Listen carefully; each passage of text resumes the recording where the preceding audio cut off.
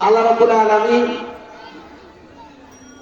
সমস্ত মানুষকে ডাক দিয়ে বলতেছেন, الذي خلق الموت والحياة ليبلوكم أيكم أحسن عملا। ও বান্দা, তোমরা শুনে রাখো, আমি আল্লাহ রাব্বুল আলামিন জন্ম এবং মৃত্যু সৃষ্টি করেছি। ও বান্দা, জন্ম এবং মৃত্যু সৃষ্টি করেছি কেন তোমরা জানো নাকি? আল্লাহ পাক রব্বুল আলামিন সমস্ত মানুষকে ডাক দিয়ে বলতেছেন, বান্দা তোমরা মনোযোগ সহকারে শোনো, আমাদের অসংখ্য অগণিত মানুষ রয়েছে যারা আজ পর্যন্ত জানে না আল্লাহ রাব্বুল আলামিন জন্ম এবং মৃত্যু কেন সৃষ্টি করেছেন। ঠিক কিনা বলেন? অসংখ্য অগণিত মানুষ আমাদের সমাজে আছে, তারা জানে না তাকে কি জন্য আল্লাহ রাব্বুল আলামিন দুনিয়াতে প্রেরণ করেছেন। অসংখ্য অগণিত মানুষ রয়েছে যারা দুনিয়াতে পরিচালনা করে, জীবন পরিচালনা করে শয়তানের পথে। অসংখ্য অগণিত মানুষ আছে যারা আল্লাহ রাসূল ধর্ম মানে না। কথা বলে ঠিক কিনা?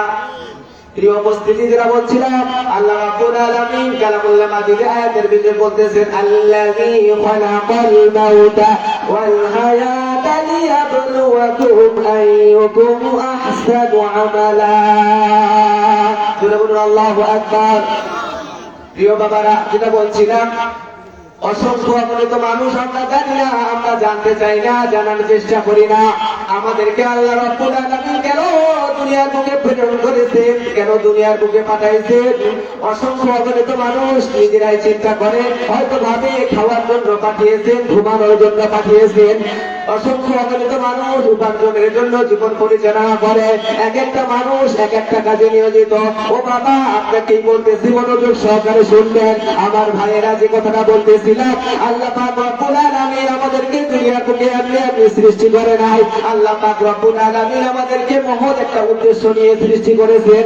আল্লাহ পাক রব্বুল আলামিন কেন আমাদেরকে সৃষ্টি করেছেন, আল্লাহ পাক রব্বুল আলামিন সেটা তার কালামুল্লাহ মাজিদে বলে দিয়েছেন। আল্লাহ বলেছেন, ওয়ামা খালাকাতুল জিন্না ওয়াল ইনসা ইল্লা লিয়াবুদুন। জোরে বলুন আল্লাহু আকবার।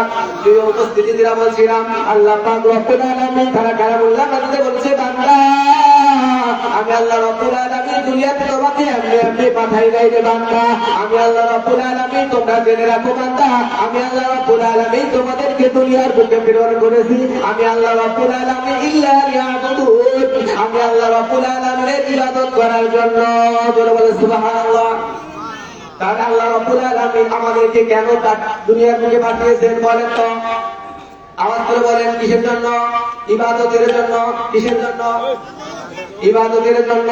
কিন্তু আজকে লক্ষ্য করে দেখেন, আসলে কি আমরা আল্লাহর ইবাদত করি নাকি আজকে আমরা শয়তানের ইবাদতে ব্যস্ত? কথা বলে ঠিক কিনা?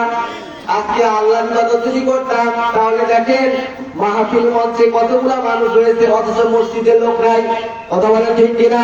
মাহফিল মঞ্চে লোকের অভাব হয় না, প্যান্ডেল ভর্তি, কিন্তু মসজিদের লোক খুঁজে পাওয়া যায় না।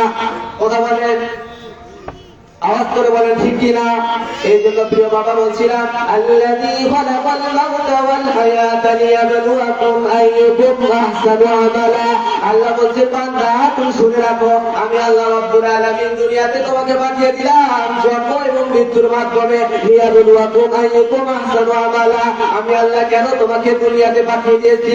আমি আল্লাহ দুনিয়াতে পাঠিয়ে দেওয়ার সাথে সাথেই তোমাকে দুইটা মেসেজ দিয়েছি। আল্লাযী খালাকাল মাউতা, আল্লাহ রাব্বুল আলামিন সর্বপ্রথম আয়াতের শুরুতে মৌতের কথা বলছেন, মৃত্যুর কথা বলছেন, তারপর হায়াতের কথা বলছেন। আল্লাহ রাব্বুল আলামিন সবার কাছে একটা প্রশ্ন, সেটা হচ্ছে আগে মানুষ জন্মগ্রহণ করে না মৃত্যুবরণ করে? কথা বলেন। আগে জন্মগ্রহণ করে, তারপর মৃত্যুবরণ করে। কিন্তু আল্লাহ রাব্বুল আলামিন আগে মৃত্যুর কথা বললেন, তারপর জন্মের কথা বললেন। আল্লাহ রাব্বুল আলামিন এই আয়াত থেকে কেন আগে শুরুতে মৃত্যুর কথা বললেন? আল্লাহ রাব্বুল আলামিন এই আয়াতে মেসেজ দিয়েছেন, আল্লাযী খালাকাল মাউতা ওয়াল হায়াতা লিয়াবলুয়াকুম আইয়ুকুম আহসানু আমালা। বান্দা তুমি শুনে রাখো, দুনিয়াতে যাহা কাজ করো না কেন, যে কর্মই করো না